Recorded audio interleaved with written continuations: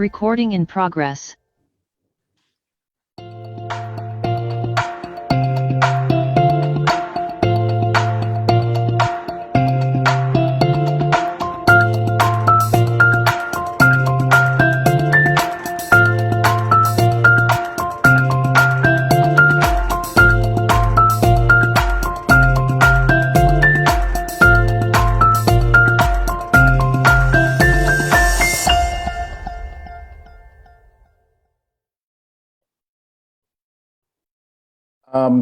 Good morning, everyone. My name is Ken Kimber, and I'm the Director of Small Business here at ABIC.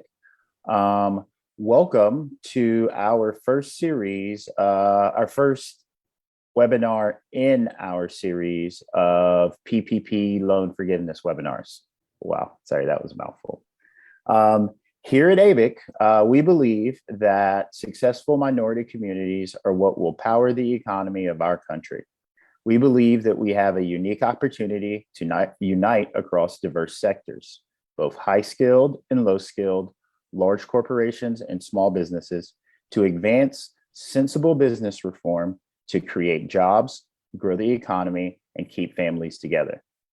Our goal is to provide a strong and effective voice for the American minority-owned businesses in the national business conversation, and to support our economy and our communities. One of our most trusted partners is Self-Help Credit Union. Self-Help provides responsible financial services, lends to small businesses and nonprofits, develops real estate, and promotes fair financial practices, and their focus is on those who may be underserved by conventional lenders, including people of color, women, rural residents, and low-wealth families and communities. Together, ABIC and Self-Help have processed over 200 PPP loans with an average amount of $37,000. Here with us today from Self-Help is Tracy Ward. She is the director of the SBA 504 loan program and a trusted partner of ABIC. We would also like to recognize Catherine, who is a staffer with Congressman Jared Golden from Maine and is in the audience today. Our agenda for the meeting is as follows. First, we will cover the loan forgiveness process. Then we will cover loan forgiveness requirements. After that, we will cover documentation requirements. And finally, we will open the floor for Q&A from the audience. Just a bit of housekeeping before we get started. There is a Q&A box in the More section below as a part of your Zoom video. If you open that More box, you will see Q&A where you can submit questions to our panel, Tracy and I. And after Tracy's presentation, we will review the questions and answer them to the best of our ability. Also, we will put our email address in the chat box or on the screen at the end of the presentation, so you can reach out if you have more personalized questions that you would like to follow up with us with. So without further ado, here is Tracy Ward from Self-Help to educate us on the PPP loan forgiveness program. Thank you. And over to Tracy. Thanks, Ken. Appreciate the introduction. As Ken said, we will talk through some of the forgiveness process and requirements, and want to leave plenty of time for Q&A if you have questions about that as you're going through it. We have a PowerPoint that we'll share, and we can share it with you after the meeting as well, because it has some links in the PowerPoint that could be useful and helpful for you. So let's go ahead and jump in and get started. And you can jump to the first slide.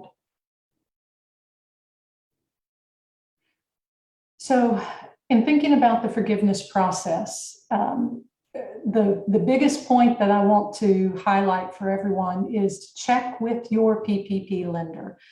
So the lender you got your loan with, contact them, check with them. Each lender can have a different process for you to go through, for you to fill out your forgiveness application and go through the forgiveness process on your PPP loan. Some lenders have an online portal that they developed. Self-Help did that. We have an online portal that if you are one of our PPP borrowers, you go into the portal, enter the required information, which completes the SBA forms for you. And then we process it with you from there and work with you to make sure that you're not making mistakes in your application or errors that could cost you some of your forgiveness. A lot of lenders do have their own online portal. Some lenders, especially smaller lenders, if you worked with a smaller lender to get your loan, may have a manual process, but check with your lender and understand what their process is. SBA a few months ago was finally able to create its own forgiveness portal. And this is a great step, especially for lenders that were using the manual process. SBA's direct forgiveness portal is available to you if your loan is $150,000 or less and your lender has opted in. So your lender has to opt in to using SBA's direct portal in order for you to apply that way.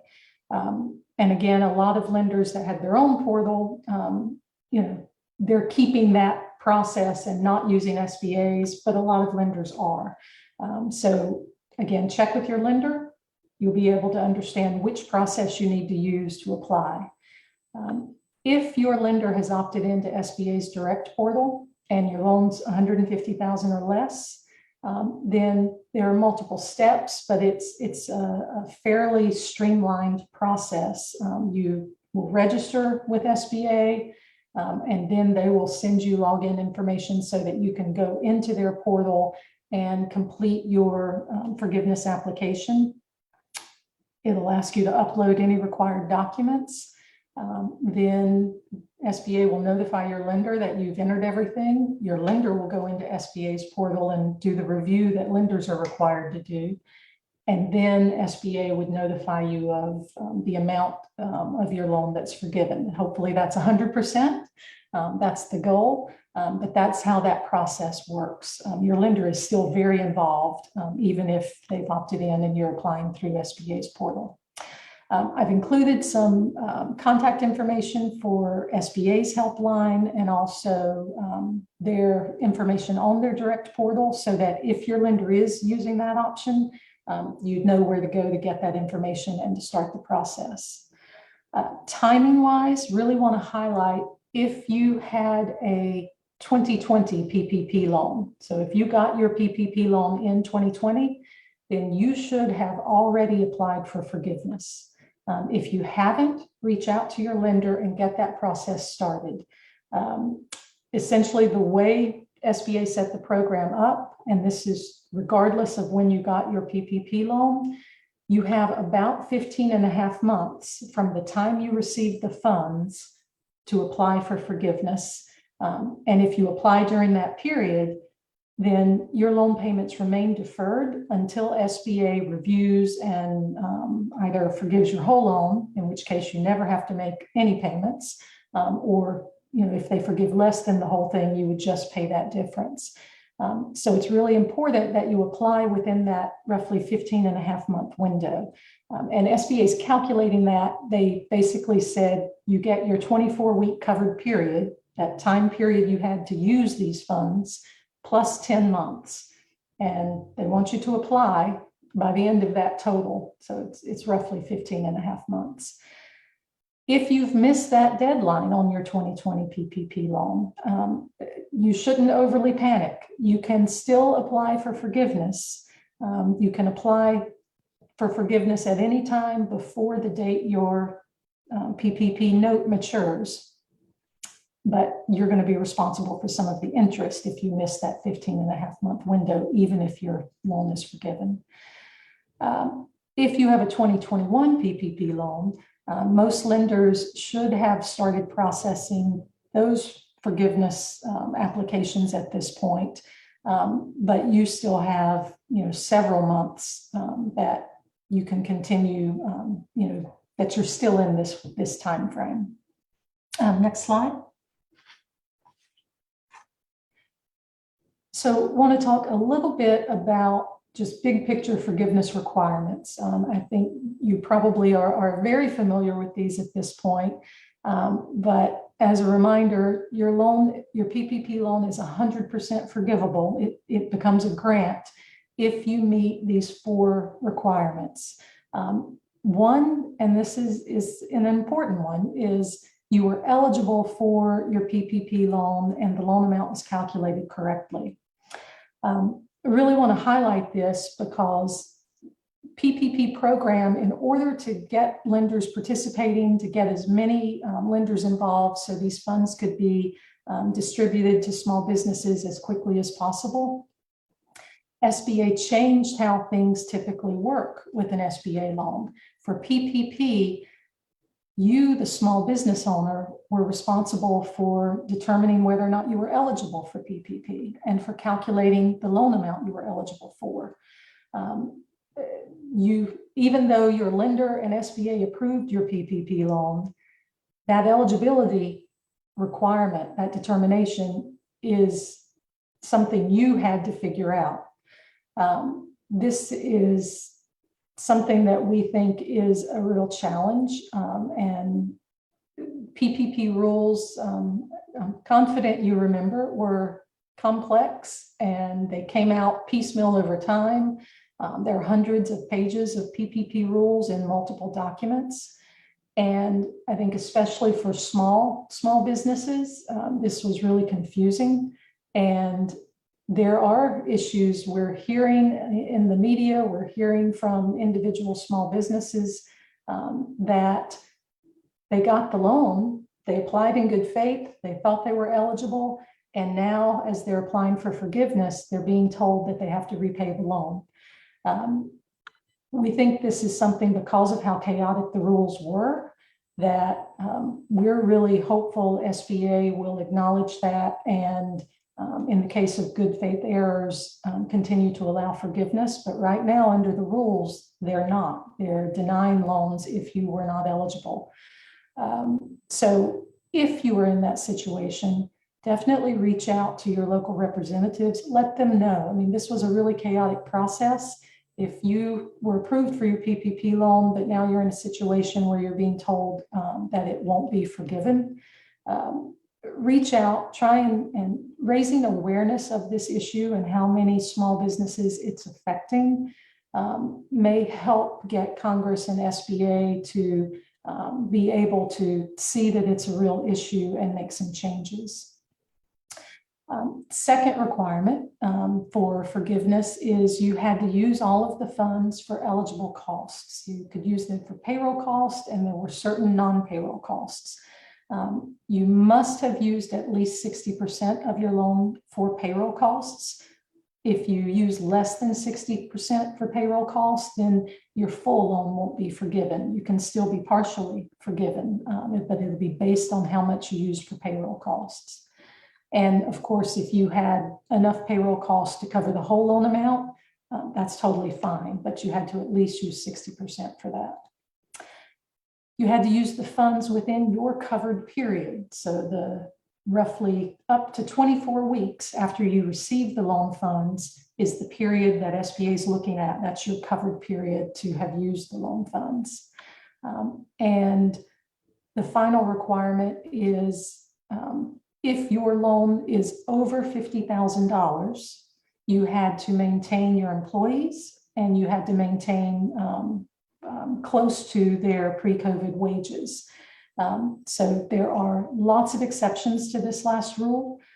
If your loan was $50,000 or less, this doesn't apply to you at all. But if your loan was over $50,000, if you were not able to keep all of your staff, or if you had to make significant reductions to their average wages, then work with your lender, look at the SBA rules. There are enough exceptions that it may not cause an issue for you.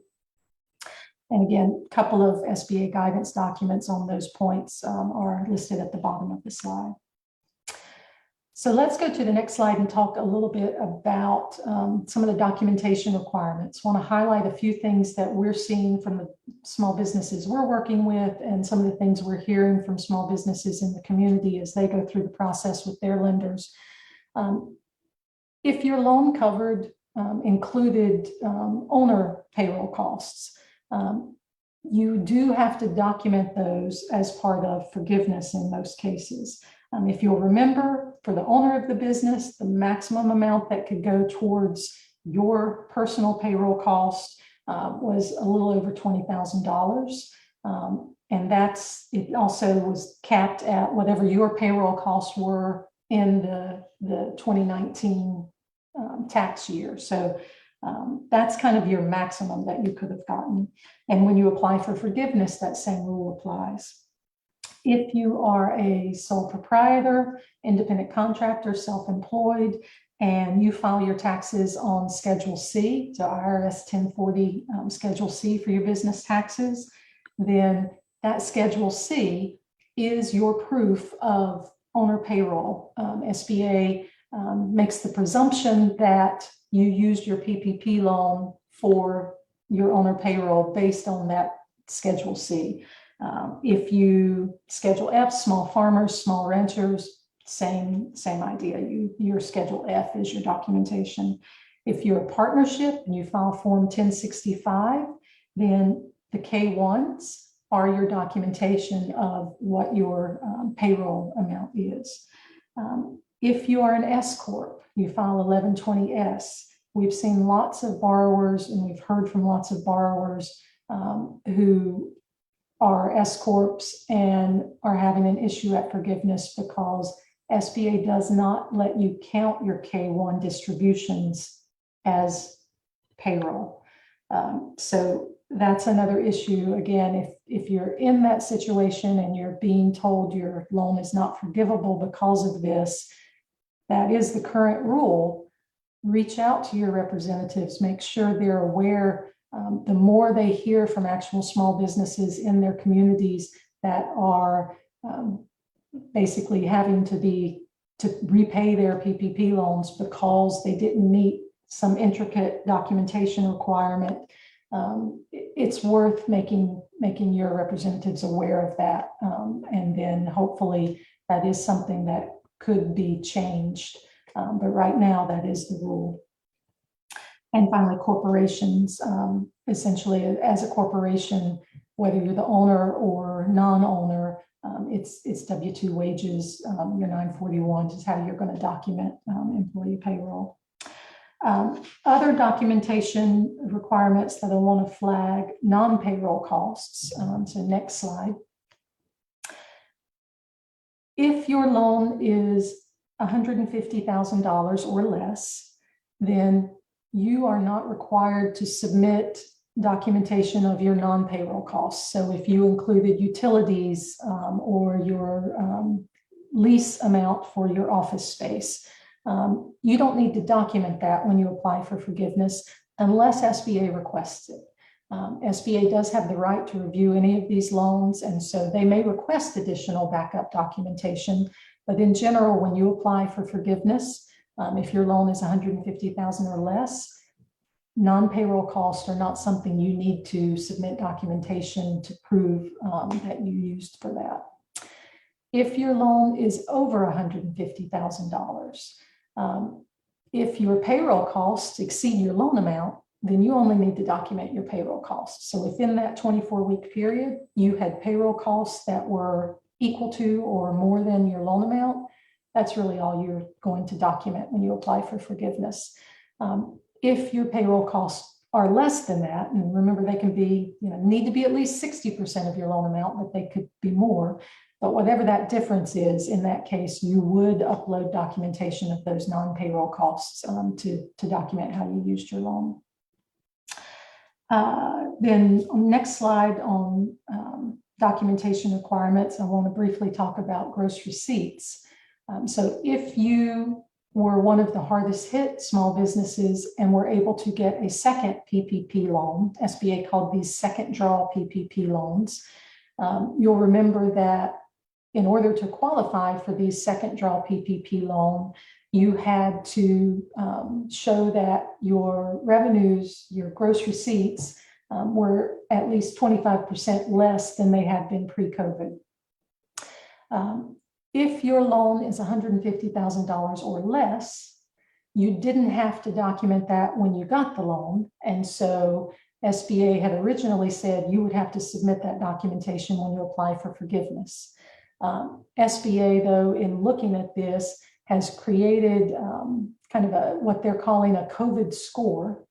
And for borrowers with loans that are $150,000 or less, SBA is looking at multiple factors, the industry you're in, where your business is located, and they're assuming that you had at least a 25% reduction if you meet kind of certain criteria that are feeding into that score. What we're seeing, certainly with the loans that Self-Help did and hearing from other lenders that we work with, is most small businesses with loans of $150,000 or less are meeting that score. And in that case, you don't have to submit documentation of your reduction in gross receipts to apply for forgiveness. SBA is just assuming that you had that type of reduction. If you don't meet SBA's scoring model, then you would upload that documentation to show, that you did actually have that level of reduction. If your loan's over $150,000, you were required to submit documentation of this 25% reduction when you applied for the loan. And so you also should not have to submit any additional documentation on gross receipts to apply for forgiveness. Again, unless SBA requests it. SBA can request your backup documentation if they choose, but as part of the process, you typically wouldn't provide that unless they ask.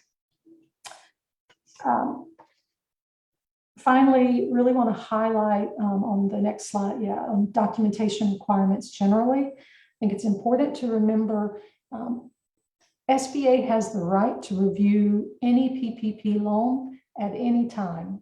So while you might process your loan and get forgiveness, you should keep your documentation, because SBA over the next couple of years could review your loan and would request documentation to justify that you were eligible, that you used the funds the way you said.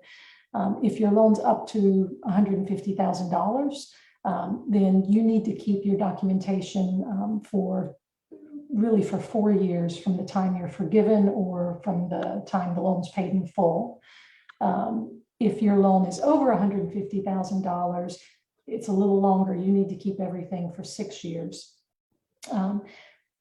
Again, SBA, because of the volume of this program, they aren't able to review every loan in detail as part of forgiveness, and acknowledging that they are able to review some post-forgiveness. And they're really looking for, they're not trying to play gotcha. They're really looking to make sure that there's not fraud in the program, because these are taxpayer dollars that they're protecting. So, they're looking for really serious issues of small businesses that pretended to have 50 employees, but really had 2, or, individuals who were pretending to have a small business and didn't. So they're really looking for instances of fraud where somebody took advantage of the situation to keep money that should have been going to small businesses, that, and fraudulently using that for their own personal gain. So you should keep your documents. You should be prepared to show how you use these funds. But I also don't, you shouldn't be overly concerned. This shouldn't panic you. This is a regular process of SBA reviewing its loans to make sure that there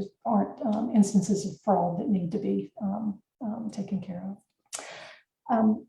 With that, I think I really want to turn it over and leave time for Q&A and to hear kind of what issues you're seeing, and if there are things that we can address to help you with those. Thank you, Tracy. That was a great presentation. We have some questions that are coming in. Just a bit of housekeeping. Also, please, if you have a question, below there is a more section that has the Q&A box. So please feel free to add questions to the Q&A box as you think of them. The first question that we have is it's a pretty simple one, I think. What is the EIDL? I guess that is the oh man, I haven't Economic Injury Disaster Loan. There we go. Economic Injury Disaster Loan, SBA grant. So what is the Economic Injury Disaster Fund, Economic Industry Disaster Loan SBA grant? I'm just going to turn it over to you because that's a mouthful. That sounds good. And to avoid that same tongue twister, SBA calls this the EIDL loan and grant for short. So if your business was in existence pre-COVID, I think the date is prior to January of 2020, and you suffered harm from COVID, economic injury to your business from COVID, then you can apply directly with SBA for this economic injury disaster loan or grant. There are two different options. You can get both in some cases. SBA, again, that's directly with SBA. You can go to SBA's website at www.sba.gov, and there is a button for SBA EIDL, and it walks you through exactly what you need to do to apply. Again, it's directly through SBA, not through any lender. And if you qualify, they will send you the loan documents to review and sign, and then they'll disperse the money. If you qualify for the loan, these are really great options for small businesses. The terms are really good, and the funds are available. I believe the program will continue through December 31st. So you really need to go online and apply soon if you haven't applied for one yet. The EIDL loan terms would give small businesses a loan that is at a 3.75% interest rate fixed for the life of the loan. So that's a nice low interest rate. And the term of the loan, no matter what the size is 30 years. So your payments each month will be really low on that because 30 years is a really long term. And the first 2 years, the payments are deferred. So while you're still dealing with recovering from the impact of COVID, you wouldn't have to actually make payments. After 2 years, between the start of year 3 and the end of year 30, you would make monthly payments to pay that back in full. SBA has a very specific formula as to how they calculate that loan amount, kind of based on your business revenues. But all of that is on their website, and it is definitely, if your business has not received an EIDL loan, and that would be helpful to you, it's a very good low-cost loan for your business. There's also the option for a grant. These are called EIDL advances or targeted EIDL advances. I would just refer you to the SBA website on those. Those were available in certain locations only, and there were additional eligibility requirements. So you should look and see if you qualify. And then the last thing I would say is, even if you already got an EIDL loan from SBA, you should, if you need additional funds, you should go back and check with SBA. They do allow businesses to increase their EIDL loan amount. Earlier, the amounts were capped, and SBA recognized they had additional funding for the program. And so you may have gotten a smaller EIDL loan than you're actually eligible for. So if that would help, you should definitely go to SBA's website and see if you qualify. Thank you, Tracy. And we will be sending out grant information from the EIDL loan with the presentation at the end of it. I was just notified that we will add that as an addendum. So that is great. Let's see. Let's keep. Next question. Can an employer use the PPP money to pay employee owed bonuses and retroactive pay that they owe employees? Yes, it needs to be within your 24-week covered period. So the 24 weeks from the date you got the funds is when you need to show that you had payroll costs that are eligible.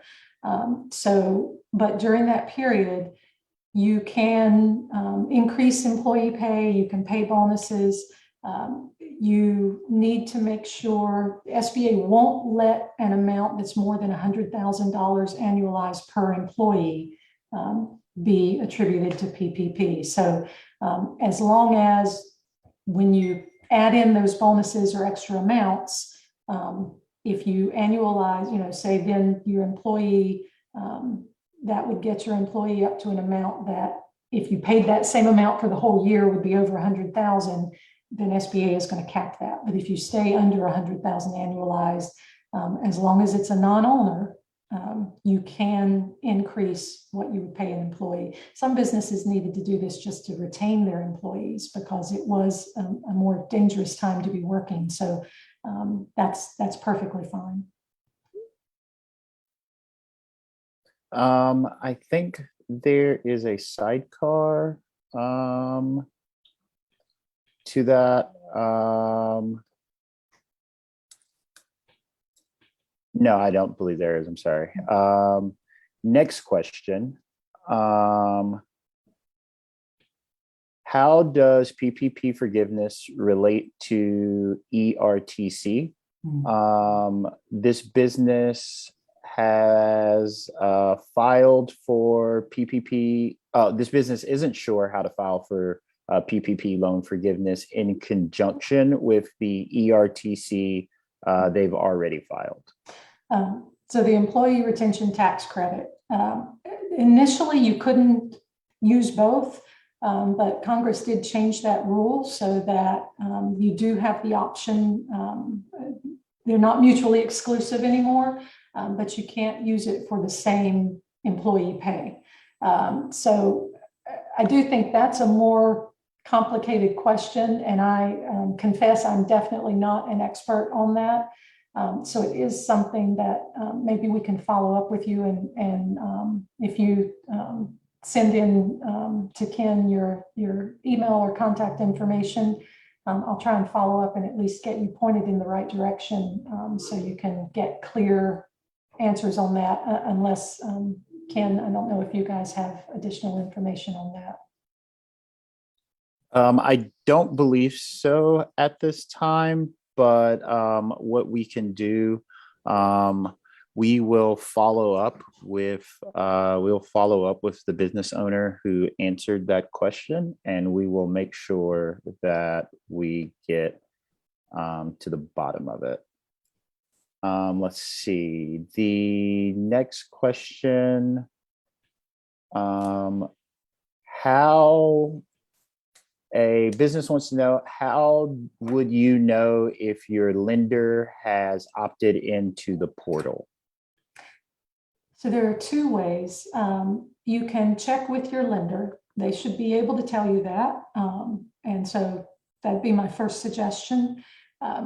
Or SBA on their website. If you go to sba.gov, in their PPP section, they have a link with a list of every lender that has opted in. So you can check that list, and if your lender is on it, you could go ahead and start the process with SBA's direct forgiveness portal, even if you haven't talked with your lender, because if your lender's on that list, then the direct portal is an option. Okay, thank you. Let's see. The next question is, um, do you have any tips for storing long-term documents in this way? In case the SBA comes back and requests these documents, are there any tips that you would have for storing those documents? I would, whatever your standard storage procedures are, it's fine if they're stored electronically. You don't have to have the paper copies. So if it's easier for you to scan them and, save everything related to your PPP loan in a folder, on your computer, that's an option. If you have hard copies, that's fine. You can, that still counts. I'm not sure, you may be asking a little bit about what types of documents you should keep. So thinking through that, you're going to want to keep all of your payroll records for your covered period, that 24 weeks after you got your PPP loan funds, and for the prior period, because you were comparing, essentially to the prior year. So you're going to want to keep your payroll records. And that'll include, what you paid employees during those time periods, the number of employees during those time periods, because that's kind of the main documentation to get the loan and to get it forgiven. If you had eligible non-payroll costs, then you'll want to keep those. There's you can, through some of the links in the presentation, links you back to where those are listed out by SBA, or Self-Help's website on our PPP page has kind of the clear list of non-payroll costs that were eligible, because those were expanded over time, recognizing that, there were lots of costs that businesses had that, to keep their doors open when you're not getting customers, you're not getting revenue, and Congress expanded the list to try and help more businesses survive this crisis. So, things like utilities, your rent payments for the business.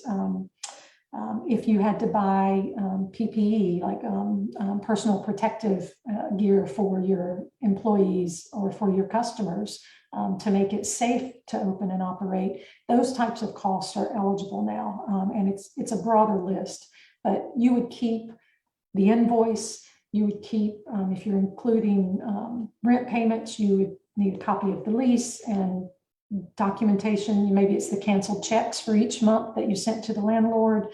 You really want to trace any funds that you spent during your 24-week covered period that went towards your PPP loan.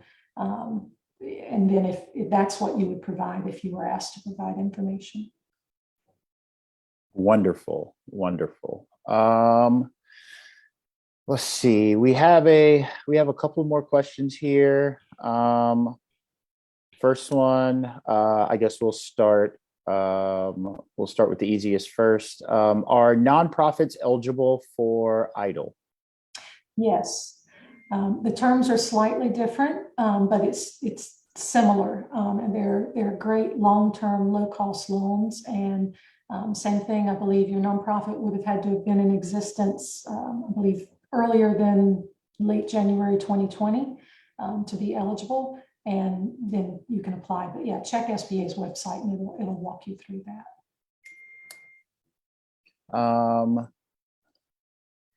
A business is banking with Bank of America says that they were told that there is no partial forgiveness.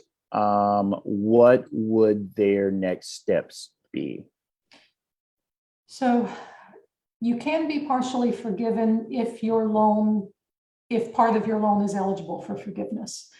There are cases where none of your loan is eligible for forgiveness. And so that may be what they're trying to say, and just kind of getting lost in communication.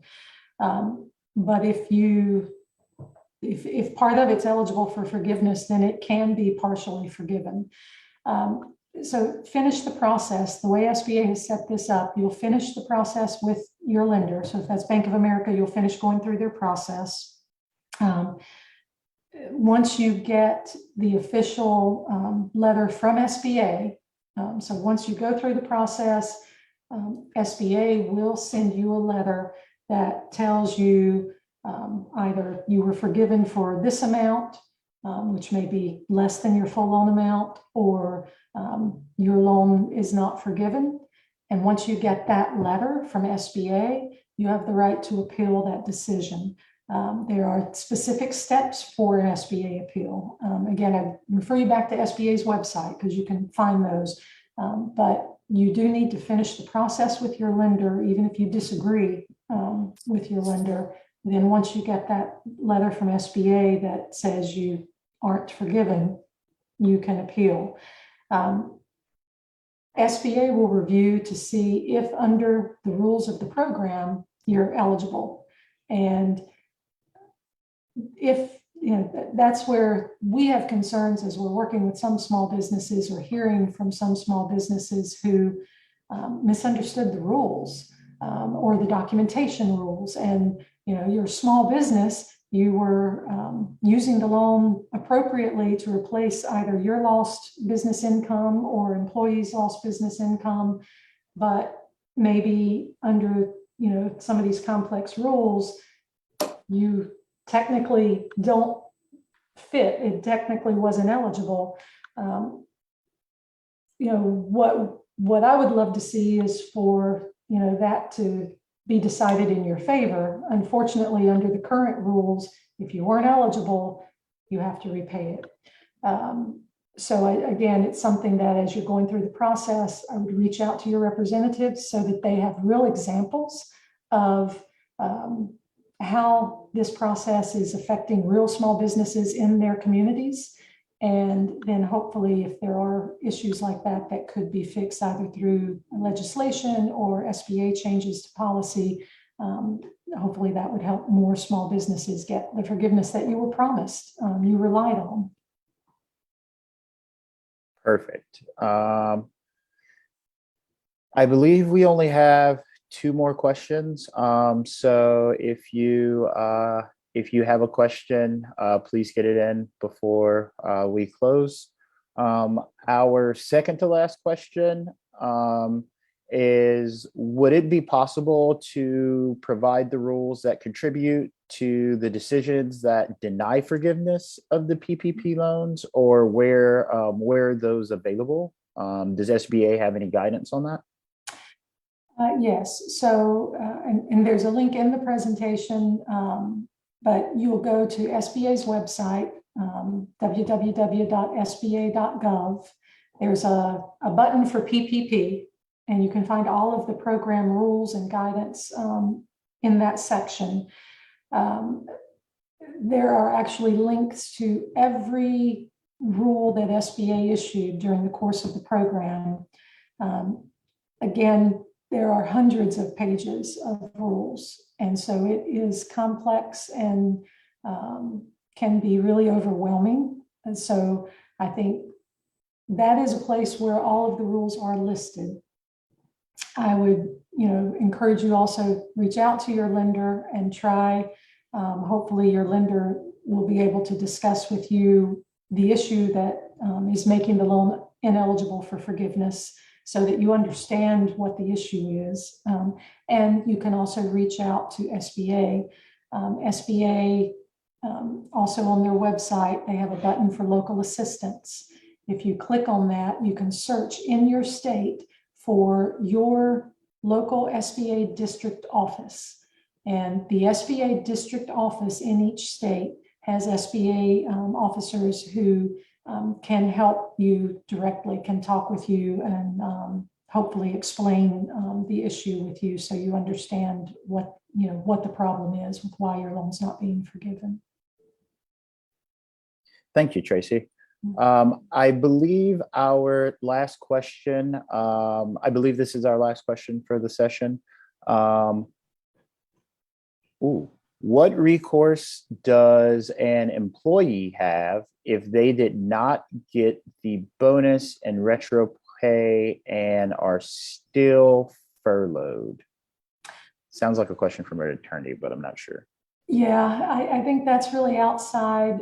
There's no, through PPP, there's the employee does, if your employer got a PPP loan as the employee, you're outside that process.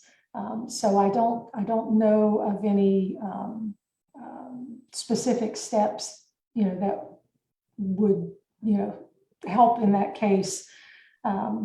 It may be something that an employment attorney is really who you need to talk to understand what your rights are. Okay, I believe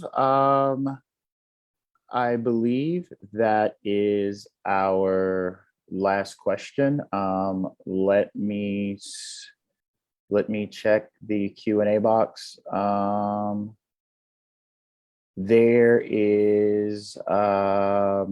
are no more questions. We'll do one more call for questions. Last call for questions. Going once, going twice, and gone. Okay. Will our phone number be on the PowerPoint? I don't believe so. I'll have to check the information. We will provide contact information in our follow-up, so you will have a way to reach out to us, myself, Ken Kimber, the Director of Small Business here, directly. We will be sending out a copy of the recording and the slides in an email. A part of that email will be a link for you to sign up if you have any additional PPP questions.